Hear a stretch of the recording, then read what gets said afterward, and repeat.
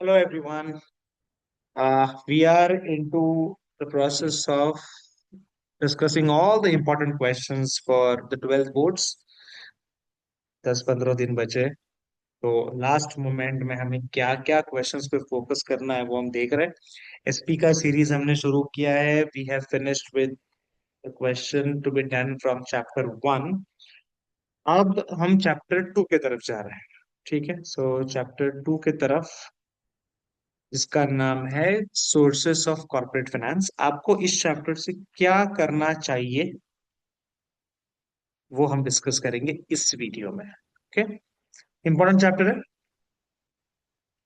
इसमें से जो सबसे रेलेवेंट क्वेश्चन आपके लिए रहेगा, which is going to be of course very very very important, that is going to be the features of equity shares. But इस फीचर ऑफ इक्विटी शेयर्स को यहाँ करने से बेटर हम सीधा उसको करेंगे डिस्टिंग्विश के थ्रू। तो आपका एक ही क्वेश्चन में तीन क्वेश्चंस डिस्कस हो जाते हैं, जिसको आपको करना है is this one, very very important, which is distinguish between equity shares and preference shares. आप इस क्वेश्चन को कर लीजिए। अगर आपको एग्जाम में आता है फीचर्स ऑफ इक्विटी शेयर्स तो भी आप यही लिख के आना। आपको आता है फीचर्स ऑफ प्रेफरेंस शेयर्स तो आप ये लिख के आना। ठीक है, तो आने के चांसेस बहुत ज्यादा है। इक्विटी शेयर्स के फीचर्स का क्वेश्चन, इट्स 8 मार्कर क्वेश्चन, बहुत बहुत इंपॉर्टेंट। ठीक है, तो क्या लिखोगे आप अगर फीचर आता है? तो हम लोग डिस्टिंग्विश के थ्रू देखते हैं। पहला, इक्विटी शेयर्स, तो बुक का डेफिनेशन है shares which are not preference shares are equity shares. मतलब जिनके पास कोई प्रेफरेंशियल राइट नहीं है किसी भी चीज का। कौन सी चीज का? डिविडेंड या रीपेमेंट ऑफ कैपिटल, ये दो चीजों का। तो कौन सी भी नहीं, दो चीजों का। अगर आपको डिविडेंड का और कैपिटल रीपेमेंट का प्रेफरेंस नहीं, तो वो प्रेफरेंस किसको है? वो प्रेफरेंस है प्रेफरेंस शेयर होल्डर्स को। मतलब बेसिकली प्रेफरेंस शेयर होल्डर्स को क्या प्रेफरेंस मिलता है? तो डिविडेंड इनको मिलेगा पहले, they will get the first dividend. और जब कंपनी बंद पड़ने की बारी आएगी तो जो रीपेमेंट ऑफ कैपिटल रहेगा वो भी इनको फर्स्ट मिलेगा। इसके बाद जो कुछ भी बचेगा तो इक्विटी शेयर्स को मिलेगा।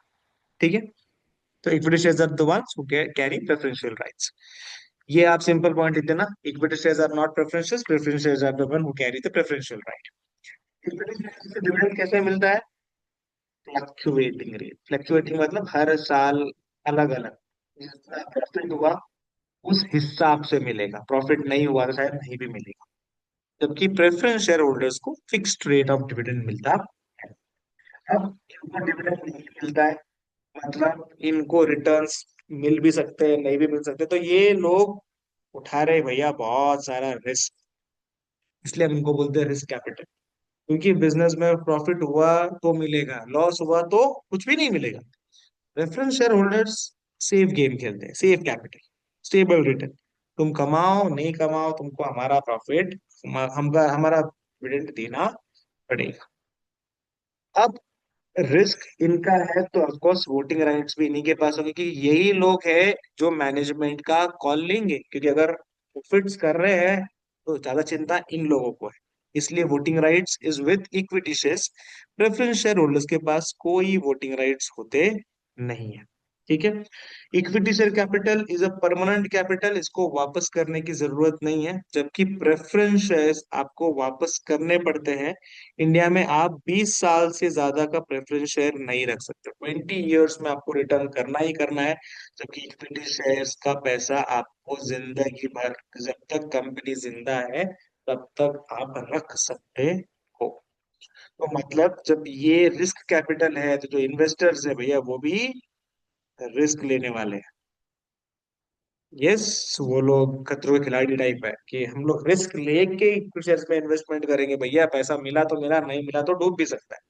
प्रेफरेंस शेयर होल्डर्स एकदम आराम से कॉशियस, बिल्कुल भी रिस्क लेने के मूड में नहीं। तो जब ये शेयर्स इशू होते हैं, इक्विटी शेयर्स, इनका फेस जनरली काफी लो रहेगा, बिकॉज इनका मेन फोकस फेस वैल्यू नहीं है, इनका मेन फोकस मार्केट वैल्यू है। क्योंकि इन शेयर्स का हम करते हैं ट्रेडिंग का। जबकि प्रेफरेंस शेयर्स का कोई खास ट्रेडिंग नहीं होता, तो उनके लिए फेस वैल्यू हायर है, क्योंकि जो डिविडेंड मिलने वाला है वो उनको इस अमाउंट के ऊपर मिलने वाला है। ठीक है। इक्विटी शेयर होल्डर्स को क्या मिलता है? उनको बोनस भी मिलता है, राइट शेयर्स भी मिलते हैं।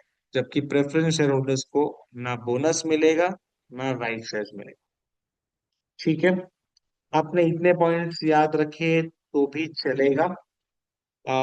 जस्ट एक ही लास्ट पॉइंट डिस्कस करता हूँ कि market value of equity shares, जैसे जैसे प्रॉफिट बढ़ेंगे वैसे वैसे बढ़ेगा। जबकि market value of preference shares change नहीं होता है, बिकॉज हमको रिटर्न्स फिक्स्ड है, तो वैल्यू भी कुछ हद तक फिक्स्ड है, उनकी वैल्यू बढ़ती नहीं है। इक्विटी शेयर्स की वैल्यू बढ़ती है। तो आप 7-8 पॉइंट्स याद रखिए। ठीक है, अगर आपको और कोई पॉइंट ऐड करना है, आप ऐड कर सकते हो। उन्होंने 11 पॉइंट्स देखे रखे हुए हैं, आप कोई भी 7-8 पॉइंट दिमाग में रख के चलो, बिकॉज ये क्वेश्चन आने के चांसेस बहुत ज्यादा है, features of equity shares.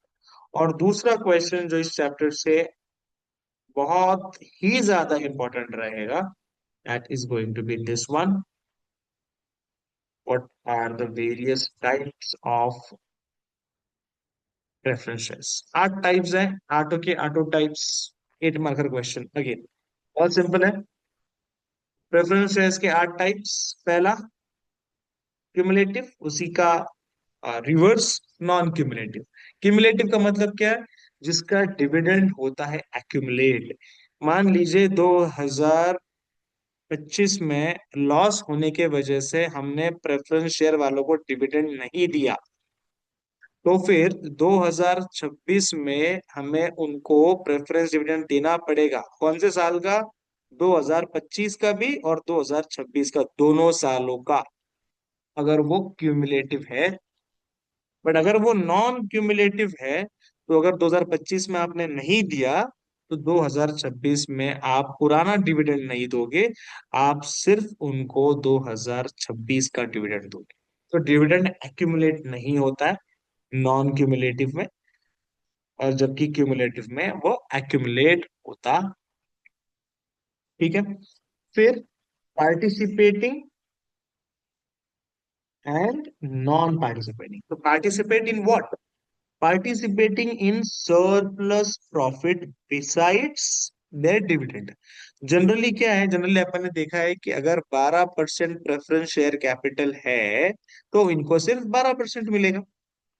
But अगर वो पार्टिसिपेटिंग प्रेफरेंस शेयर्स है और कंपनी को इस साल बम्पर प्रॉफिट हुआ है, तो जो भी सरप्लस प्रॉफिट हुआ है इक्विटी शेयर होल्डर्स को देने के बाद, कुछ हद तक हम प्रेफरेंस शेयर होल्डर्स के साथ डिस्ट्रीब्यूट कर सकते हैं। मतलब ये हो भी सकता है और नहीं भी हो सकता। नॉन पार्टिसिपेंट के केस में क्या है? वो कितना बोला है? 12% ना, तेरे को उतना ही मिलेगा, तेरे को उसके ऊपर 1 रुपया मिलेगा नहीं। सो ये जो नॉन पार्टिसिपेटिंग होते हैं, उनको सिर्फ और सिर्फ उनका फिक्स रेट ऑफ डिविडेंड मिलेगा, उन्हें कोई एक्स्ट्रा पैसा नहीं मिलेगा। This non participate. फिर convertible, convertible, non convert. Convertible, तो कन्वर्ट किस में कन्वर्ट होंगे? आपके इक्विटी, आपके प्रेफरेंस शेयर्स इक्विटी शेयर्स में। मतलब ये होगा ही क्या? तो आंसर इज नो। आपको ऑप्शन दिया जाएगा। मान लो हमने 5% कन्वर्टेबल प्रेफरेंस शेयर्स डिस्ट्रीब्यूट किए, तो 5 साल के बाद आपको पूछा जाएगा कि क्या आपको आपके प्रेफरेंस शेयर्स इक्विटी शेयर्स में कन्वर्ट करने हैं क्या? अगर आप बोलते हो यस, तो आपके प्रेफरेंस शेयर्स विड्रॉ करके आपको उसके बदले इक्विटी शेयर्स दिए जाएंगे। जबकि अगर आप बोलते हो नहीं, तो आपकी प्रेफरेंस शेयर्स होकर कंटिन्यू किए जाएंगे, या आपका पैसा आपको रिटर्न कर दिया जाएगा। That is basically convertible preference shares. तो एक ऑप्शन मिलेगा आपको आपके प्रेफरेंस शेयर्स को कन्वर्ट करने। नॉन कन्वर्टेबल में आपको कोई ऑप्शन नहीं मिलेगा, आपको आपके शेयर्स का पैसा रिटर्न कर दिया जाएगा। And the last category, which is redeemable and irredeemable. Redeemable का, रिडेम्पशन का मतलब होता है पैसा लौटाना। तो रिडीमेबल मतलब जिसका पैसा एक फिक्स्ड पीरियड के बाद वापस किया जाएगा, उसको हम बोलेंगे रिडीमेबल। ठीक है। और जबकि व्हाट इज इररिडीमेबल? जिसका पैसा वापस करने की जरूरत नहीं है, payable only on the winding up, जब कंपनी बंद पड़ेगा तब ही पे करना है, बीच में पे करना नहीं है। अभी हमने डिस्टिंग्विश में देखा था इक्विटी शेयर्स प्रेफरेंस के डिस्टिंग्विश में, कि इक्विटी शेयर्स का पैसा आपको जिंदगी भर रख सकते हो, जबकि प्रेफरेंस शेयर्स का पैसा आपको लौटाना पड़ता है, क्योंकि इंडिया में आपको इरिडीमेबल प्रेफरेंस शेयर इशू करना अब अलाउड नहीं है। तो आप ऐसे शेयर्स इशू नहीं कर सकते, प्रेफरेंस शेयर्स जिसका पैसा आप लौटाएंगे नहीं वापस, आप बोलेंगे कि हम कंपनी बंद पड़ेगा तब देंगे, ये अब अलाउड नहीं है। अब आपके सारे प्रेफरेंस शेयर्स रिडीमेबल ही होते हैं, आपको पैसा रिटर्न करना ही पड़ा। तो 8 कैटेगरीज याद रखना, कौन से? एक याद रखना क्यूम्युलेटिव, दूसरा उसी का नॉन क्यूमुलेटिव जिसमें डिविडेंड अक्यूमुलेट होगा, एक में नहीं होगा, पार्टिसिपेटिंग, नॉन पार्टिसिपेटिंग। ठीक है, तीसरा क्या याद रखोगे? Convertible, non convertible.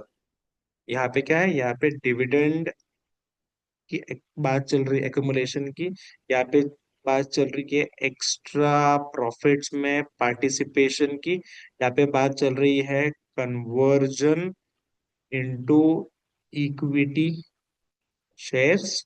ठीक है, और जो लास्ट कैटेगरी है वो है रिडीमेबल और इररिडीमेबल।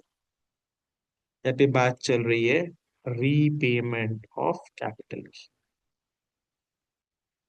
ठीक है, ये आटो की आटो बहुत ज्यादा इंपॉर्टेंट है एग्जाम पर्सपेक्टिव। तो आपको इस चैप्टर से दो क्वेश्चंस पिट पैट करके जाने हैं। एक, distinguish between equity shares preference shares. वो क्वेश्चन का पर्पस ये है, अगर आपको क्वेश्चन आता है फीचर्स ऑफ इक्विटी शेयर्स, तो आप जो भी आपने पॉइंट्स इक्विटी शेयर्स वाले याद कर रहे हैं वो लिखने। क्वेश्चन आता है आपको फीचर्स ऑफ प्रेफरेंस शेयर्स, तो आपको प्रेफरेंस शेयर वाला पार्ट लिखना है, चांसेस ज्यादा इक्विटी शेयर्स के हैं। ठीक है, और second question is types of preference shares. ये दो क्वेश्चन आपको इस चैप्टर चैप्टर नंबर 2 से पिट करके जाने हैं। ओके, नेक्स्ट वीडियो में हम चैप्टर नंबर 3 का डिस्कशन करेंगे। तब तक पढ़ते रहिए।